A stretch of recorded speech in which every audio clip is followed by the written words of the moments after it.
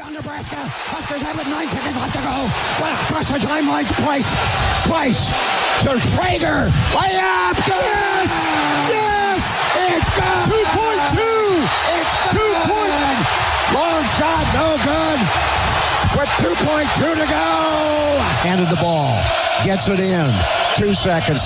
Half court shot on the way. Oh my God. It's no good. Oh my Lord. In and out at the buzzer.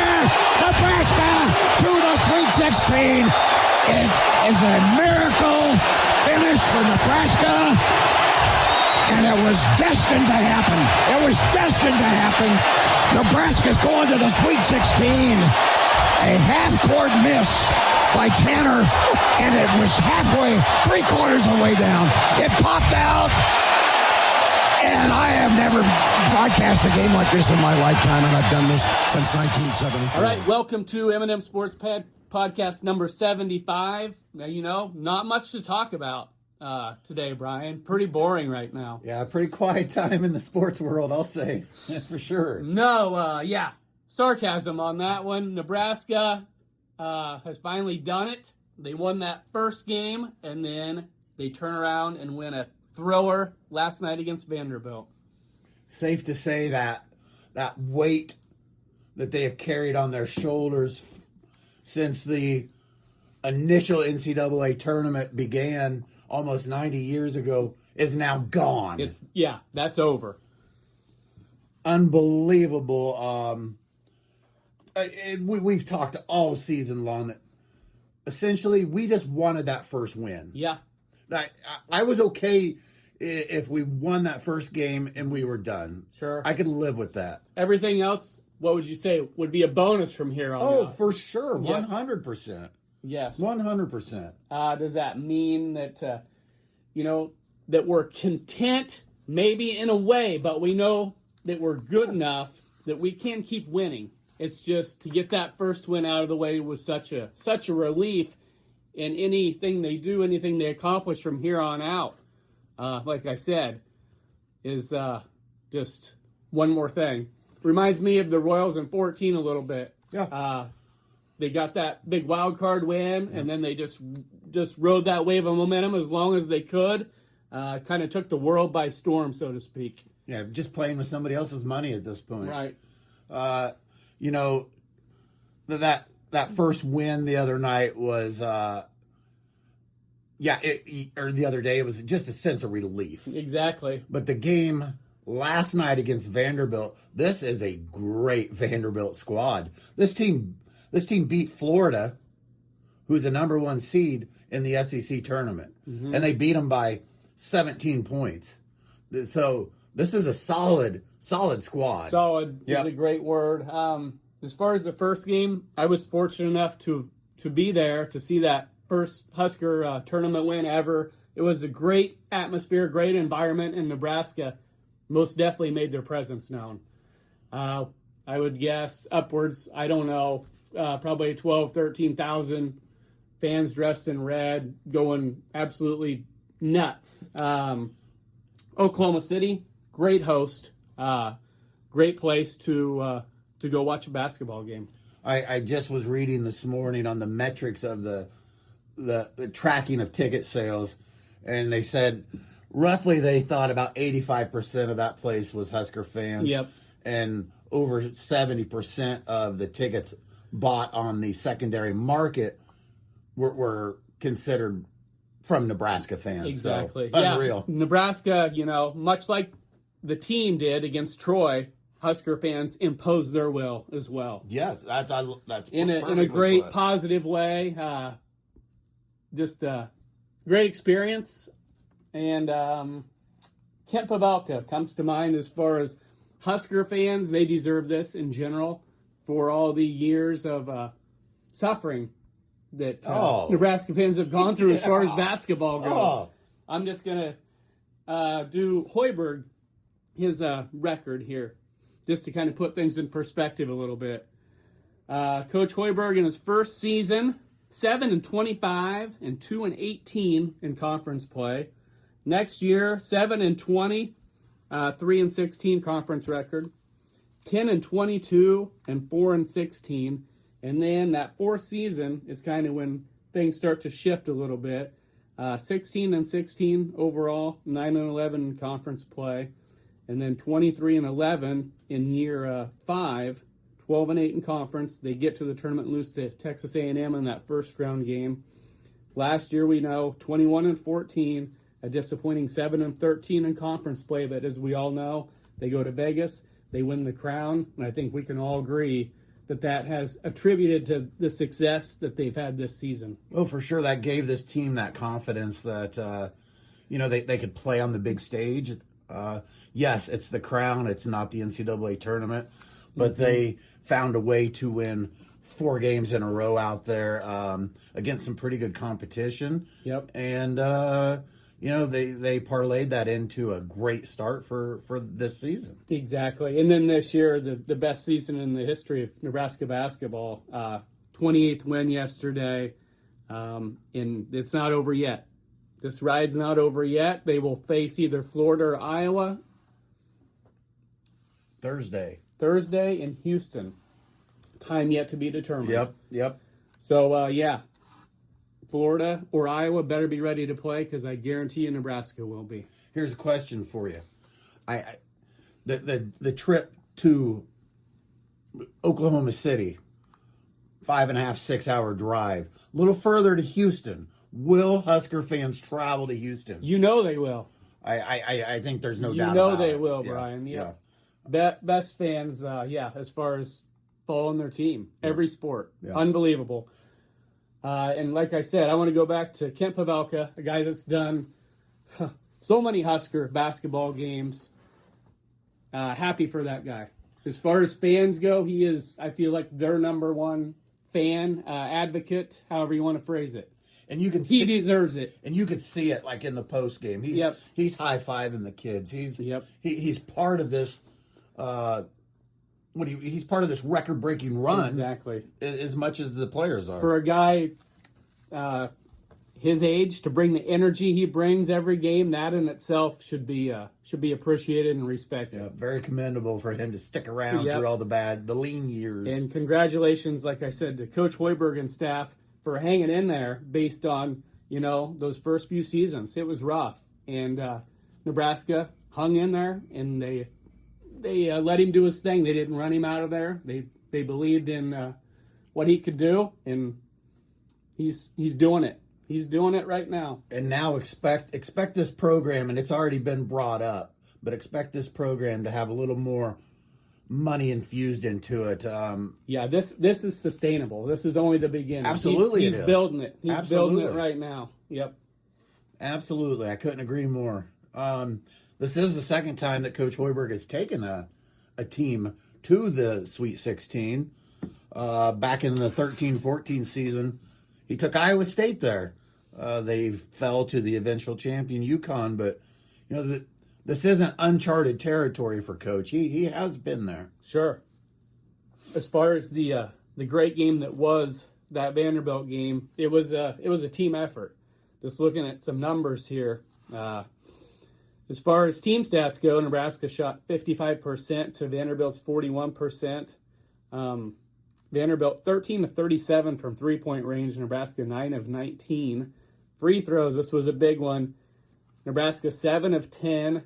Vanderbilt 11 of 19. Yep. Just 58%. Just a few more makes for Vanderbilt. Obviously puts them in a much better position. Free throws are key. Yep. Rebounds, Vanderbilt outboarded Nebraska 29-26. Assists to turnover, Vanderbilt 15 assists to 8 turnovers. Nebraska 16 assists to 10 turnovers. Points in the paint, huge stat right here. Nebraska 38 points in the paint to Vanderbilt's 22, a 16 point advantage in that category for the Huskers. I thought our big men really stepped up their play last night. Mast and Buchengel just and Frager attacking the basket. And I was going to get to him. I think I told somebody the other day that he is the wild card to this run. The first half of the season, Frager was lighting it up. The last month to 6 weeks, he's kind of tailed off, and he is so necessary to come off that bench and to give us that boost of energy. Yep. And last night, that dude just attacked. He wasn't settling. He attacked. He was in attack mode. That's Yes. a great way to put it. 15 points, and most of those, were in the paint, attacking that basket. 15 points, 5 rebounds, a couple assists. Rink Mass, 13 points, 5 boards, 4 assists, 0 turnovers. That's a solid game for Rink Mass. Yes. Yep. Buchton Gel, 12 points, 4 boards. Sanford, 15 points, 5 rebounds. Sam Hoiberg, doing what Sam Hoiberg does. 8 points, 4 rebounds, 6 assists to just 1 turnover. And right in the middle of Unbelievable, the role that kid has played. Yeah. He plays so much bigger than what he actually is. Oh, absolutely. Yeah. Absolutely. I want to get into this last shot by Frager, the drive. Watching that play unfold, I'm sitting there thinking, don't call a timeout. Right. We've got momentum. We've got them on their heels because we saw what he was doing all game. Yes. So why disrupt that? And I'm very very happy that the coaching staff allowed that to play out and not give Vandy a chance to set up a defense. Right. I wanted to just commend Coach Hoiberg for that. Yes. It was the absolute. Even if he misses that, it's still the right call. Totally on board with with what you just said for sure.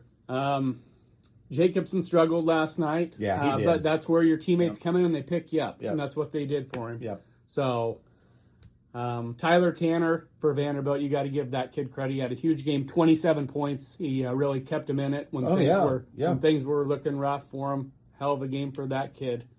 Yeah, I think Nebraska could have maybe pulled away that first half, and it might have gotten in Vanderbilt's head a little more. But Tanner was able to keep them in that game and almost single-handedly there in the first half. Yeah, he was a stud. And then we saw what he almost did as time ran out. I mean, there was a collective fan base of Husker fans that held their breath as that ball flew through the air because we've lived through so many disappointments. Yeah, that was wild. I didn't think Nebraska did anything wrong. No. I mean, that shot was beyond a half-court shot. You don't want to contest to where you may get called for a foul. Why risk it? And he did a great job all night of drawing contact and getting fouls. So, why risk that? You don't put yourself in that position. If that kid hits that shot, you say that's a hell of a shot. You tip your cap and you shake hands and say, great game. It just didn't work out. Obviously, that wasn't the case. That baby was in and then back out. Yeah, and at that point, the decibel level in Oklahoma City rose. It reached epic proportions there. And I loved the post game. The guys are having fun. As I noticed both games, as Coach Hoiberg is doing interviews, they're messing with him out there. But once all that settled down, I saw the guys, they're doing laps in that place, high-fiving fans. I'm seeing Frager pose for pictures with little kids. I mean, they are soaking up this atmosphere. And not only that, but they are rewarding the fans for that support. Some teams, been there, done that. They win. They go off the court. They're in the locker room. Then they do their celebrating. But this Husker team, they want to celebrate with that fan base. Right. They especially down there in Oklahoma City, we'll call it Lincoln South. Those fans were there to support them, and I understand other fan bases. They might get upset with Husker fans. They might think the way we travel is a little arrogant. But you know what? Without that place being full of Husker fans, we might not win that game last night. We might have affected a couple turnovers, a couple missed free throws. So that crowd played a role. Right. And to see that, like I said, I'll be really anxious to see how that goes into this round of Sweet 16 now. Will Husker fans travel to Houston? My guess is yes. Will it be quite to the level we saw in Oklahoma City? Probably not, but it's going to be close. Yeah, I agree. Do you have a preference on who we play in this next round? I do, but I'm just curious what you have to say. I mean, on paper, Florida is the more explosive team. Yeah. But all due respect to Iowa, I mean, yeah, Iowa, you can't count them out. They're a very well-coached team. Like I said, Florida, national champion last year for one thing. They've just accomplished more recently. Mm-hmm. But better matchup on paper, I think, would be Iowa for us. Based on just potential scores, experience, all of that for Florida. I mean, there's a part of me, I worry about Iowa because they have, up until the overtime game recently, they've kind of owned us. Mm-hmm. But the other part of me doesn't want Iowa to even be anywhere close to it. Right. As a Husker fan, you automatically dislike Iowa, so you don't want to even. I mean, I would have been okay had they lost Thursday or Friday. Sure. But at this point, on paper, yes, we probably match up better with Iowa, but I'm not afraid of Florida either. Yeah, I mean, the best way to put it, Nebraska fans shouldn't fear anybody. I don't fear either team. We're capable of beating either one of those teams, but you cannot fear somebody and respect your opponent at the same time. Absolutely. That's exactly where I'm at. Absolutely. But yeah, we can beat either team. We play like we're capable of playing. We can keep this thing going and win that game and move on. Husker fans, we've said it all year. Enjoy this run. Yep.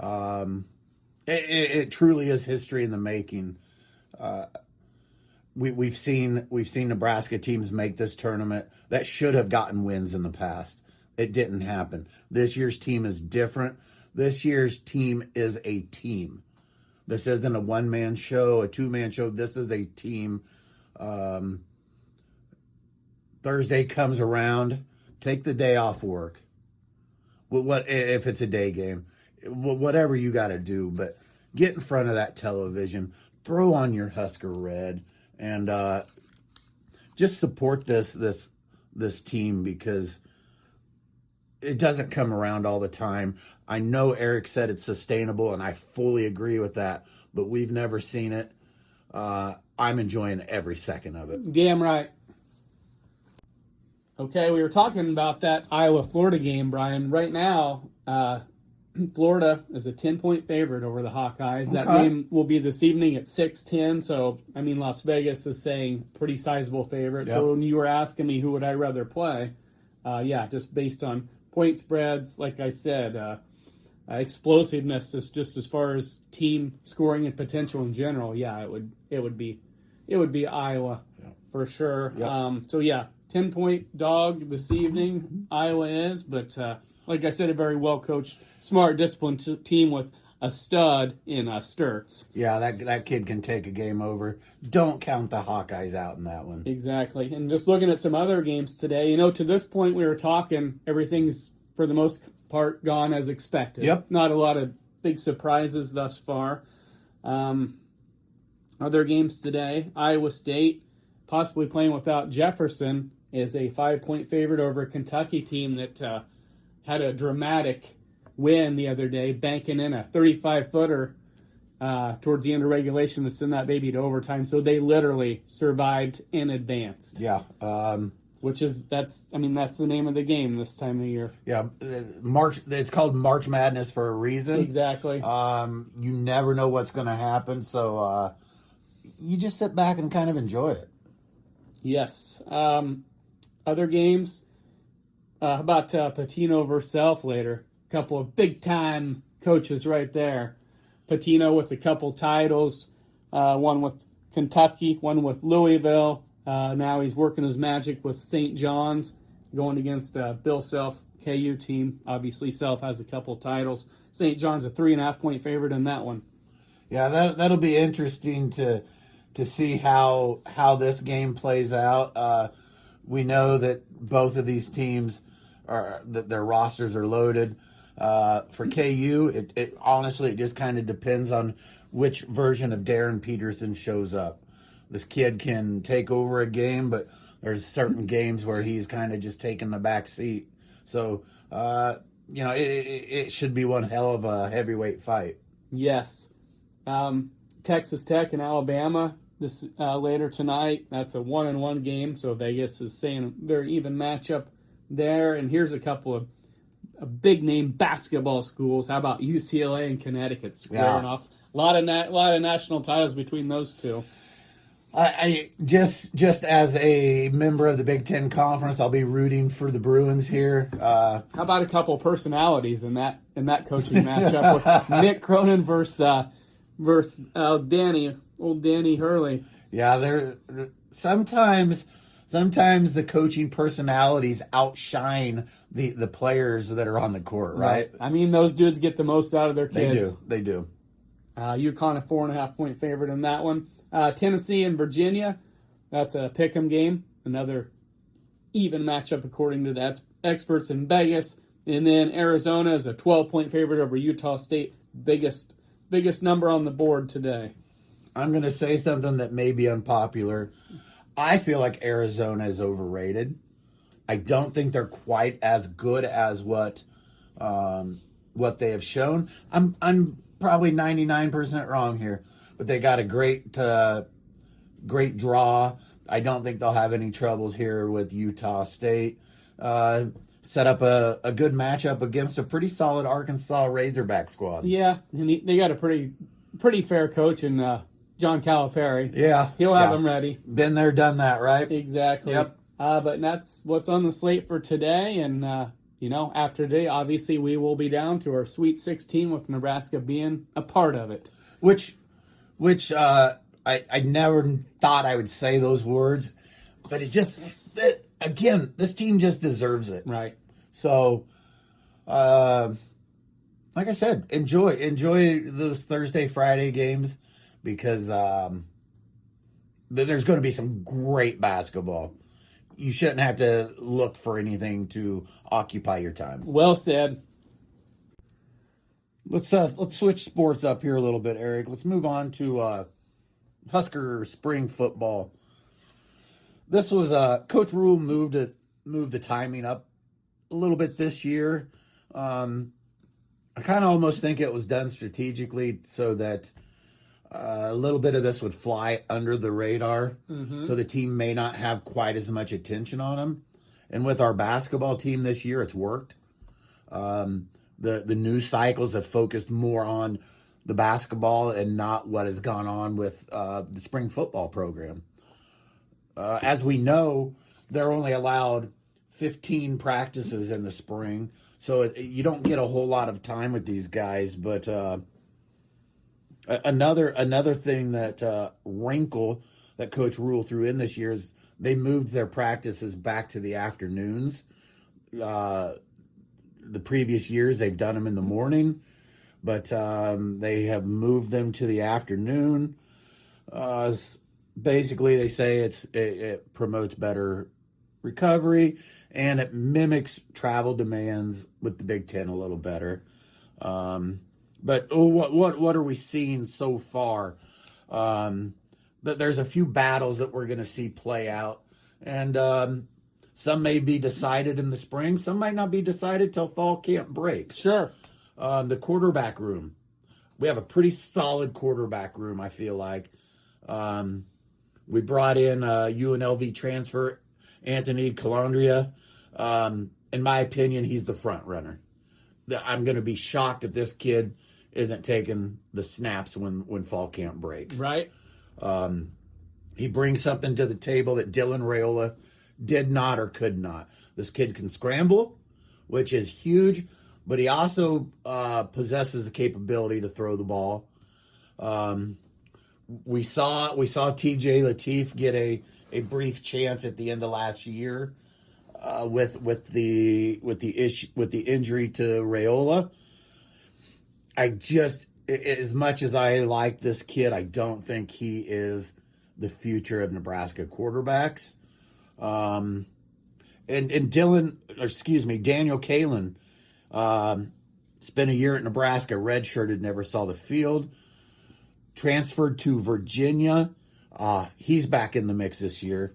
And this kid was pretty highly touted when he signed on. At the time, I remember Coach Rule saying that our roster could potentially have 2 future NFL quarterbacks on it. He felt that strongly about what Kalen can do. I just love the fact we have options. We have options. Options does what? Creates competition. Absolutely. Yes. And each of these guys, honestly, they bring a little something different. And that's an added bonus as well, I would say. Yep. Kalen's going to be more of your drop back passer type, whereas the other two will have that little wrinkle of being able to run the ball. But it'll be interesting to see how those 3 come out of spring ball and kind of where they're sitting. Yes.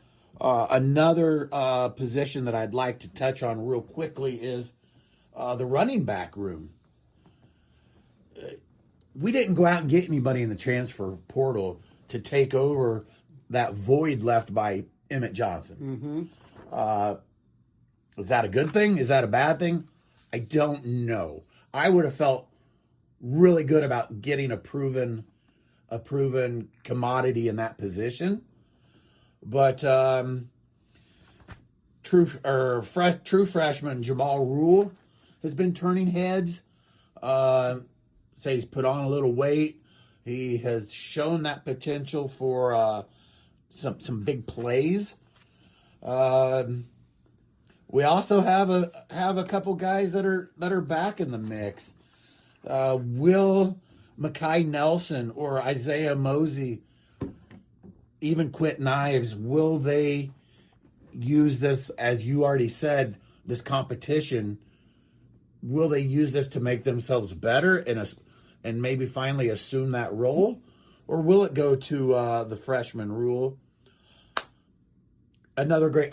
I have not been impressed by Mekhi Nelson. Some people, I have not. I expect Rule to break fall camp, seeing the bulk of the snaps. Right. We did make a pretty good bring in a new wide receiver, Quasi Gilmore. I think this kid's going to step right in. He's going to be one of our quarterback's top targets, without a doubt. I think he has that big play potential, and you throw him in the mix with Ja'Cory Barney and Zaya Hunter, and I just think over the last few years we've seen our receiving core just get better and better, and I don't think that this season will be any different in that respect. I agree. A spot where we really need to see a step up, and I think we've brought some guys in again. I think our offensive line, Eric. I think we're going to see a step in the right direction. That would be nice. Elijah Pritchett last year, the transfer from Alabama, he struggled at times, but as the year went on, I think we saw him get better and better. Another year under his belt, another year getting stronger, working on footwork. New offensive line coach, Jeep Wade. I think he's going to help out with this. Mm-hmm. We brought in a couple other guys that I just think that our offensive line is going to be much improved. And we all know that college football lives and dies by the offensive line. Yeah. You got to have a good one. You do. So that's never changed, and it's never going to change. No. That's where it all starts, right there up front. Any good running back or quarterback worth their weight in gold will tell you that the reason they're productive is because of the guys up front. And I think we will see that step forward. If we're able to make that step, if we're able to make that change at quarterback, I don't know that I want to use the term upgrade, but I was pretty disappointed in what 5-star Dylan Raiola did while he was at Nebraska. So I think this change is good for us, and I expect big things. Yes. All right. We know March Madness is in full swing. Obviously, we just talked about a bunch of games, but you know what else is coming, Brian? Baseball season. Crack of the bats. Did you ever think in your wildest dreams that Nebraska would advance far enough that would coincide with the start of the Kansas City Royals season? I would not, and I am thrilled that it's happening. I call that a great problem to have when I'm thinking, I wonder if Nebraska is going to play on Thursday or Friday before we came to that realization. Yep. Thinking if they play Friday night, they'll be going the same time the Royals fire up in Atlanta for fans of Royals and Huskers, we'll say. Yep. Just a absolutely phenomenal problem to have. But instead, we get that great scenario of the Huskers playing Thursday night as the Royals open up at 6:15 Friday against Atlanta, Brian. Cole Reagans versus Chris Sale. The matchups are out as far as that opening game. That's a good matchup, too. Those are some salty veterans, been around a while, and both capable of owning the opposition. Right. And Saturday, the Royals have Michael Wacha slated to start. Atlanta yet to be determined on Saturday's starter, so that's where that stands.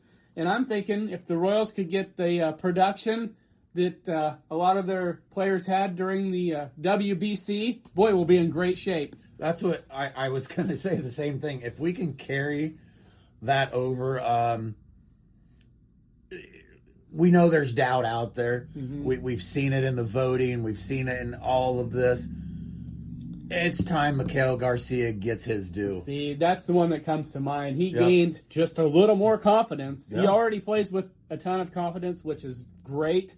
But for him to help Venezuela, and you know how much that means to that country. Oh, for sure. You could see it. You could see it. Yeah. The confidence he gained from that, from playing in that big game, as well as other, Royals players as well, that can only help. Yeah. That can only help. Vinny with Italy just went nuts. Caglione performed at a high level, like we just talked about. Garcia for Venezuela, Bobby Witt Jr. for the USA. I mean, they have literally some big games under their belt going into the regular season this year. Yeah, it should kickstart their season.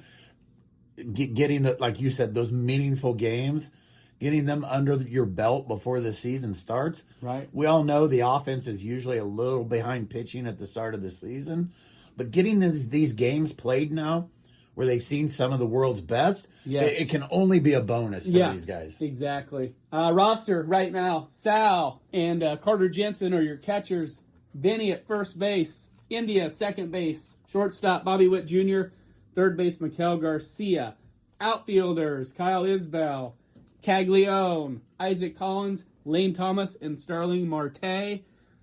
Still one spot open there on the offensive side of things. Michael Massey will start the year on the IL, so that frees up an opportunity for Nick Lofton, Drew Waters, somebody of that sort to fill out that offense.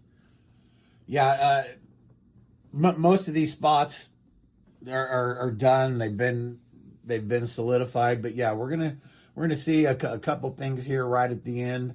It'll give somebody a shot to stake a claim to stay at the big league level. Right.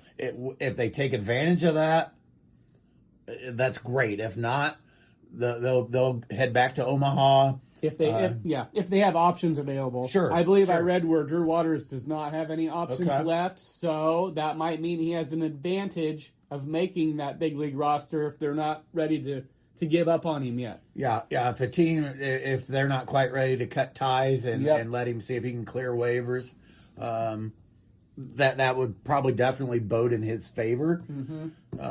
So, yeah, it's a time of year that, I mean, if you're a baseball fan, you've been waiting for this since the World Series wrapped up. We're pretty healthy right now, which is key. To me, the wild card right now is, what does Caglione do? Is he able to there's no way he's going to replicate what he did coming up through the minors. Because, I mean, he was tearing the cover off the ball. I think it could be the combination of him and Carter Jensen both. Yes. If they get pretty big-time production out of just one of those two guys, watch out. Yeah. The rest of the roster, I'm pretty happy with. Yeah, we assume India's going to be better this year. It's got to be. Yep. Got to be. For sure. Yeah. Bobby Witt Jr. hitting leadoff. What do you think about that to start the season? I'm always open to whatever the coaching staff thinks is best. It'll be interesting to see because he's the type of guy, we know what his power is. We know what he's capable of. But you also want somebody in that position who, two things. One, can get on base, and two, has some speed. Mm-hmm. And this kid possesses both of those attributes. And we also know this, whoever hits leadoff, they're going to get the most at-bats if they do that throughout the course of the year. Exactly. So to have your best player in that leadoff spot getting the most at-bats, that in itself makes sense. Yep. And if it does not work for whatever reason, they can simply move him back to where he was, try somebody else, and go from there. Sure. I'm fine with trying this and seeing how it goes. Yeah, I think it's a great opportunity to set up that 2, 3, and 4 batter. Mm-hmm. Because Bobby's going to get on base. Yeah. Bobby's going to get on base. We've talked, really the only place that I'd like to see him improve on is his base running. Maybe getting a few more steals. Yep. Working on reading a little better instead of just relying on speed. Mm-hmm. But yeah, I like that move, though. I think it's a good move. Right. And we're going to give some predictions, but right now, kind of in the heat of March Madness, I haven't had a chance to sit down and do that yet. No. But right now, if I had to just throw a number out there, I'm feeling pretty damn good. I'm thinking upper 80s right now. I'm thinking maybe 88, 89 wins possibly. But yeah, I'll give a firm, solid prediction, hopefully here next podcast. See, I'm right with you. I'm in that 85 to 87 range. I would love to see that 88, 89. Mm-hmm. But yeah, we'll go through that a little deeper here. Yeah, there's been a little chaos lately. It's hard to give any one sport the focus it deserves when you're being pulled from it in every direction. Like I said, what a great problem to have. Yeah, exactly. If you're a sports fan, there's nothing better right now. Yep. So, root on your Huskers this week. Royals baseball, break out those jerseys on Friday. Throw on those fitted caps. And home opener Monday, by the way. Home opener on Monday. For one's wondering. Yep. A week from tomorrow, 3:10 in KC. Okay. The opener. Yeah. What a great time to be a sports fan. Enjoy this week. And we'll be back next week to talk about the Huskers' continued run in the NCAA tournament. You bet.